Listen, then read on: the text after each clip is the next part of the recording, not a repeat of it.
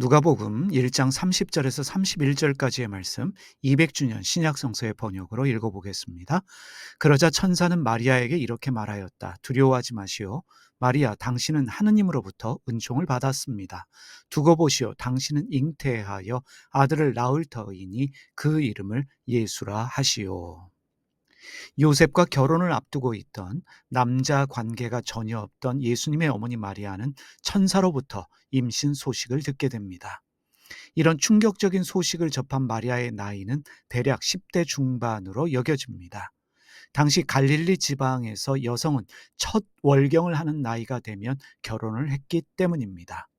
아무리 조숙하다고 해도 10대 중반에 남자 관계가 없음에도 불구하고 임신을 했다는 것은 감당하기 어려운 일이었을 것입니다.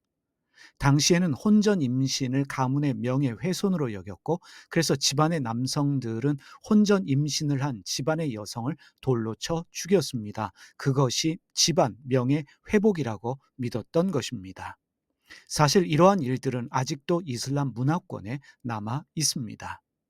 그래서 마리아에게 나타난 천사는 두려워하지 말라고 말합니다. 그리고 아들을 낳을 것이라 말하면서 그 이름까지도 지어줍니다. 그 이름이 예수입니다. 예수라는 이름은 천사가 장명한 이름인데 그 이름치고는 너무도 흔한 이름이었습니다. 참고로 당시에는 성이 없는 이름만 사용했습니다. 우스갯소리로 어떤 분들은 예수가 이름이고 그리스도를 성으로 알고 계신 분들도 있다고 합니다. 유대 전쟁사를 기록한 로마 시대의 역사가 요세푸스에 의하면 예수님 당시에 예수라는 이름은 가장 흔한 이름으로 그 이름을 가진 사람이 수도 없이 많았다고 합니다. 한마디로 서민들이 가장 많이 사용하는 이름이 예수였습니다. 그렇다면 예수는 어느 나라 말일까요? 예수님 당시의 언어는 크게 세 가지로 분류할 수 있습니다. 로마의 지배를 받고 있었기 때문에 공적인 일에는 라틴어를 사용했고, 헬라어 즉 그리스어는 지금의 영어와 같은 국제 공용어였기 때문에 지식층은 헬라어를 사용했습니다. 대다수의 사람들은 바벨론 포로기부터 사용하고 있던 아람어를 사용했습니다. 히브리어는 종교적인 언어로 종교학자들만 알고 있던 언어였습니다. 예수의 이름은 주님은 구원이십니다 라는 뜻으로 히브리어로는 여호수아, 아람어로는 예수아, 헬라어로는 이에수스라고 말합니다. 천사는 예슈아라고 하는 당시에 가장 흔한 아람어 이름을 태어날 아이에게 장명해 주었고, 예수님은 아람어 예슈아로 불리워졌음에 분명합니다. 중요한 것은 이것입니다. 예수님은 아주 특별한 이름을 사용하실 수 있음에도 불구하고 가장 흔한 이름을 사용하셨습니다. 왜 하나님은 이 세상에 인간으로 오시면서 흔한 이름, 아무나의 이름, 서민들의 이름이라고 할 수 있는 예수라는 이름을 택하셨을까? 이것이 우리의 질문입니다. 구약에는 같은 이름인 여호수아가 있습니다. 하나님은 이 세상에 인간으로 오시면서 어디에서나 볼 수 있는 아무나의 인간이 되셔서 이 세상에 오셨습니다. 부잣집의 큰아들, 막내 아들인 금수저가 아니라 끼니를 걱정하며 하루하루를 살아가고 있는 가난한 집의 큰아들, 흙수저로 태어나셨습니다. 빌립보서는 자기의 모든 특권을 버리시고 종의 모습으로 사람들과 같이 되셨다라고 기록하고 있습니다. 예수님은 당시에 천대받던 직업인 목수의 아들로 태어나셨고, 당신도 천대받던 목수가 되셨습니다. 한마디로 서민 노동자가 되신 것입니다. 이름만 아무나의 이름, 서민의 이름을 사용하신 것이 아니라 스스로 아무나가 서민이 되셔서 아무나들과 함께, 그리고 서민들과 함께 하셨습니다. 인간을 구원하시려는 하나님이 굳이 인간이 되실 필요가 있었을까?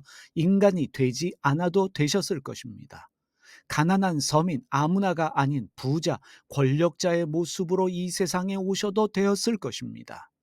남들이 감히 상상도 못할 권력과 부를 상징할 수 있는 그 이름으로 장명하셔도 되셨을 것입니다.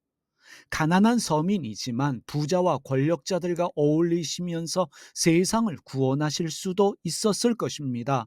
그럼에도 불구하고 예수님은 스스로 아무나가 되셨고 서민 중에 서민이 되셔서 그들과 어울리시며 직접 가난과 배신, 아픔을 겪으셨습니다. 죽음까지도 경험하셨습니다.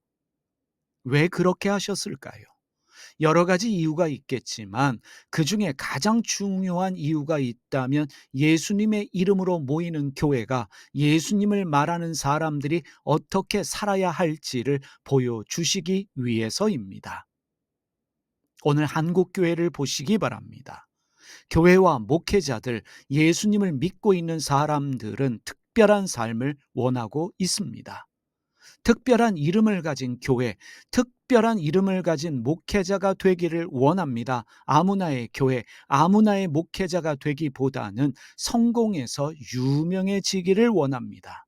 상위권에 있는 몇 퍼센트의 교회가 되기를 원합니다. 유명한 목사가 되기를 원합니다. 이러한 특별함을 추구하는 교회를 다니면서 성공을 추구하는 목사의 설교를 들으며 아멘하고 있는 교인들은 아무나가 되는 것을 가난한 서민의 삶을 거부합니다. 부끄럽게 여기기도 합니다. 하나같이 부자 되기 원합니다. 성공하고 출세하기 원합니다. 그러한 기도를 부르짖고 있습니다. 부자 되고 성공하고 출세하는 것을 하나님이 주시는 복으로 여깁니다. 이러한 교회에 아무나의 사람들은 서민 중에 서민들은 쉽게 들어갈 수 없는 것이 현실입니다. 조금 심하게 말해 보겠습니다. 교회에서 책값까지 다 챙겨주고 모든 생활을 책임져 주는 삶을 사는 목사가, 그것을 당연하게 여기는 목사가 퇴직금을 받지 못하는 노동자의 삶을 이해할 수 있을까요? 파산해서 일용직을 전전하는 사람들의 심정을 알고 있을까요?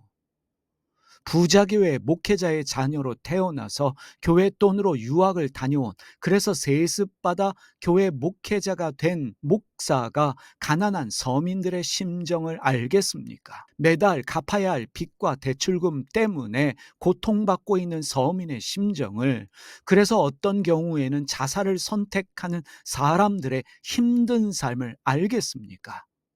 부모 잘 만나 걱정 없이 산 그들은 강대상에서 이렇게 말할 것입니다. 문제 생기면 기도하십시오. 염려하지 마십시오. 열심히 믿고 기도하면 기적이 일어납니다. 이런 종교적인 말밖에 반복하지 못할 것입니다. 어떤 목사님이 두려움은 죄입니다 라고 말하는 설교를 들었습니다. 매일매일이 두려움인 자영업자들의 삶을 안다면, 갚아야 할 돈 때문에, 해결하지 못하는 문제들 때문에 두려움에 떨고 있는 사람들의 심정을 안다면, 그래서 자살까지 생각하는 사람들이 많이 있다는 것을 안다면 그런 말은 쉽게 하지 못할 것입니다. 그런 말은 배부른 자의 오만입니다. 교회와 목회자들, 예수님 뒤를 따라간다고 말하는 사람들은 화려하고 특별한 예수가 아니라 머리 둘 곳도 없었던 가난한 예수님을 잊지 말아야 합니다. 아무나의 이름을 가지고 아무나의 모습으로 서민 중에 서민으로 오셔서 가난하고 소외된 사람들, 병들고 차별받던 사람들과 어울리시며 그들과 함께 울고 웃으시며 함께 식사하시면서 술 한잔 하시던 예수님을 우리는 기억해야 합니다. 그리고 우리는 그렇게 살아야 합니다. 특별해지려고 하지 말고 아무나가 되려고 해야 합니다. 높아지기보다는 낮아져야 합니다. 특별한 사람이 되어 특별한 사람들과 어울리기보다는 아무나가 되어 아무나 하고 어울릴 수 있는 우리가 되어야 합니다. 어찌하든지 예수님을 닮아가는, 아무나의 모습으로 오신 예수님을 닮아가는 여러분과 제가 되기를 소원합니다. 기도하겠습니다. 아무나의 모습으로 이 세상에 오신 예수님을 본받아 아무나가 될 수 있는 저희가 되게 하여 주시옵소서. 간절히 기도하오니 낮은 자가 되게 하여 주시고 겸손해지게 하여 주시고 가장 비천한 자의 모습으로 이 세상에 오셔서 사람들과 함께 어울리시며 그들의 아픔에 동참하셨던 예수님의 마음을 가진 저희가 되게 하여 주시고, 교회 안에 예수님의 정신이 살아나게 하여 주시옵소서. 그래서 한국교회가 아무나와 함께 어울리며 아무나로 살아가고 있는 서민들의 마음을 위로할 수 있는, 그들의 눈물을 닦아줄 수 있는 진정한 예수님의 교회가 되게 하여 주시옵소서. 예수님의 이름으로 기도드립니다. 아멘. 하늘에 계신 우리 아버지가 어떤 분인지를 저희에게 보여주시옵소서. 세상을 바로잡아 주시고 아버지의 뜻이 하늘에서와 같이 땅에서도 이루어지게 하소서.